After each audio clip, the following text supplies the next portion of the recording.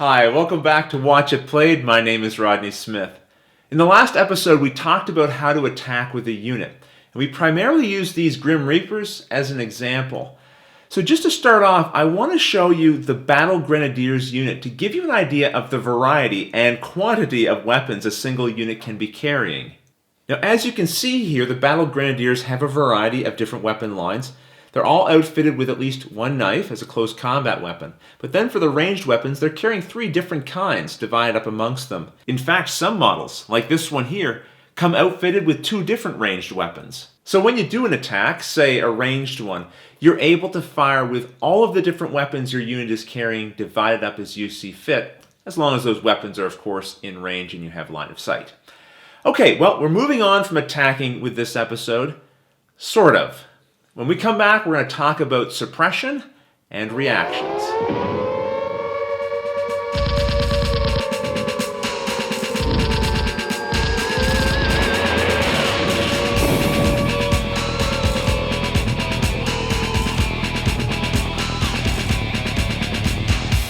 Over the past couple of episodes, we've been talking about suppression and suppression tokens that can be added to your unit. This represents your unit ducking for cover very sensibly most of the time when they're being attacked.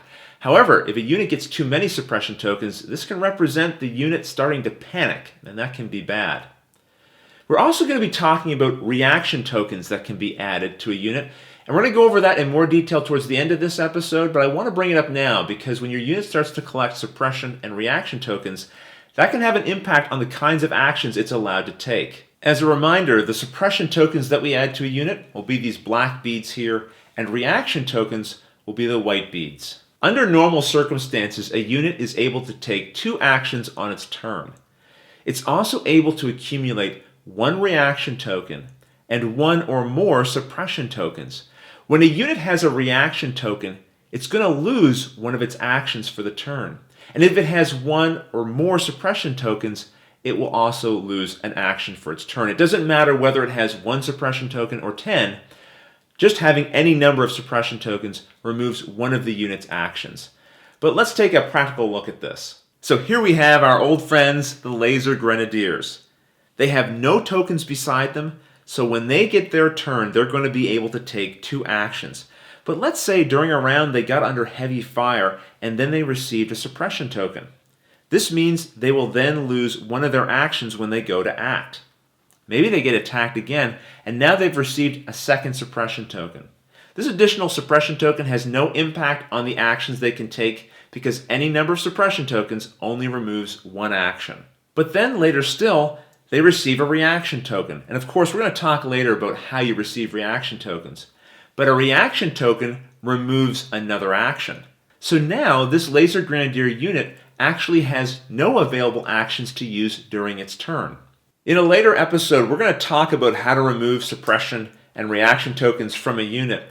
But what happens when those suppression tokens start to pile up? Well, if a unit ever has more suppression tokens than there are models left alive in that unit, then during its activation, it's going to have to retreat. So here we have our Grim Reaper unit, and it's been under heavy fire from these other Axis units, and it's accumulated a total of 4 suppression tokens. Now we know anytime a unit takes any amount of suppression tokens, it's going to lose one of its actions during its turn.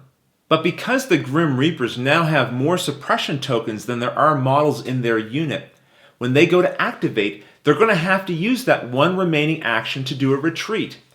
A retreat is a move action towards the closest table edge relative to the leader in the unit. Here's the leader here, so clearly the closest table edge is this one. And so they have to do a full movement action. So for these guys, they can actually move 12 inches. So very clearly, they're going to touch the edge of the table.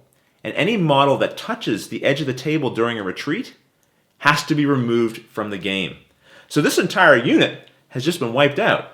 Now, one thing to keep in mind is you only lose actions from suppression tokens and reaction tokens if you have them at the start of a unit's activation. It's possible, as you're about to see, for a unit to accumulate suppression tokens while it's activating. In that situation, it doesn't lose any actions. It can still complete its turn as normal. But of course, at the start of its next turn, if it does have some of those tokens, it will lose some actions. In an upcoming episode, we're going to go over the exact structure of a game round.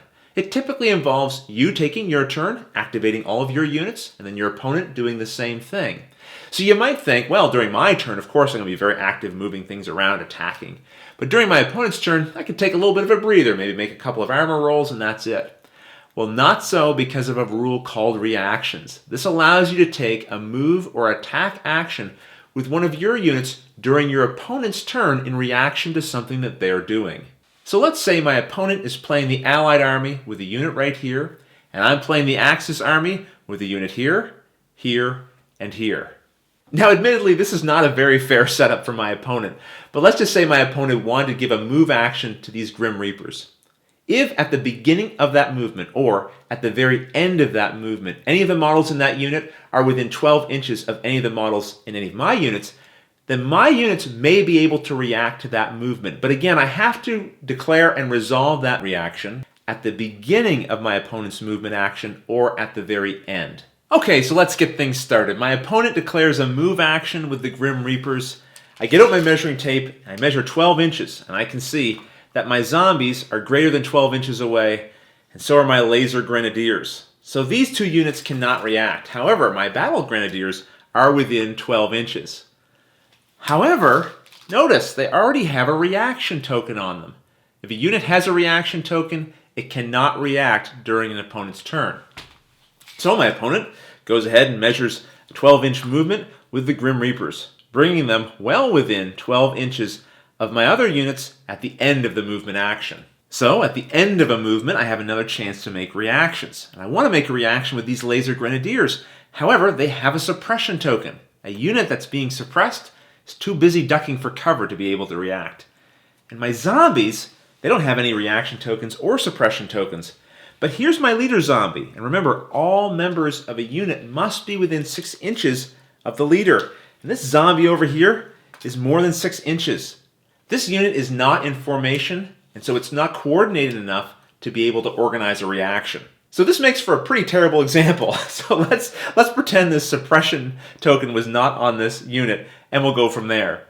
So I could do a move reaction in response to these Grim Reapers. That would allow me to move each of the models in my unit their full movement distance, so I could duck them all behind this wall.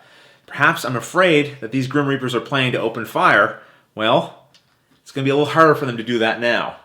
Now, if I was feeling a little more aggressive, instead I could have stayed in place and done an attack reaction, following all the normal rules to perform and resolve an attack action. Keeping in mind I could only target my opponent's activating unit that I was reacting to. I couldn't just start firing at other random allied units. Regardless of how I chose to react, I then give my unit a reaction token. So now I won't be able to react further with this unit during my opponent's turn. Now that was an example of reacting to a move action, but you can also react to an attack action.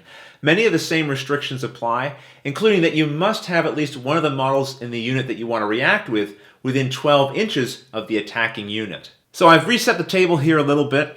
We've got our Grim Reapers and they're declaring an attacking action.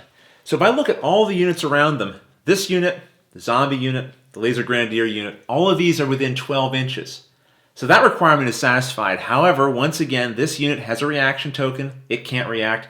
The zombies finally got their act together. They're all within leadership range, but they've got a suppression token, so they can't react. That leaves this unit.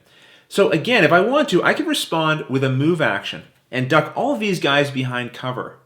Now, if my reaction takes me out of line of sight or out of range of the weapons of the unit that's attacking, then that attack is essentially wasted. They can't replace it with a different action, but now there's no target to actually attack. Alternatively, again, I could stand my ground and I could attack back. The attacks would resolve simultaneously. But again, keep in mind I could only target the activating unit with my attack reaction. So the only unit I could target with my reaction would be the Grim Reaper unit, because that's the unit I'm responding to. And then once again, if I do choose to react, I have to add a reaction token to that unit. The exception to this is if my opponent had done a close combat action. In that case, I cannot react by moving. And if I instead react by attacking, I have to attack with close combat weapons. Now, it should be mentioned, vehicles can also do reactions as well. But one thing that soldier units have that other units don't is the ability to do a special hit the dirt reaction. So here's my zombie unit once again, but this time, no suppression tokens, no reaction tokens, and they're all within 6 inches of the leader. That means they're in formation. This is a unit that could react. However, this time they're being attacked by Grim Reapers that are 16 inches away. The weapons can actually reach 16 inches. And these zombies are within that 16 inches. However, they're over 12 inches away from the attacking unit. That means they cannot react. Well, unless they use the hit the dirt reaction, because this is more a unit responding to the hail of gunfire than it is responding to the specific unit that's attacking them. In that situation, the unit takes a reaction token and a suppression token. So why would you ever voluntarily take a suppression token? Well, remember, a unit that has suppression gets their cover upgraded 1 step.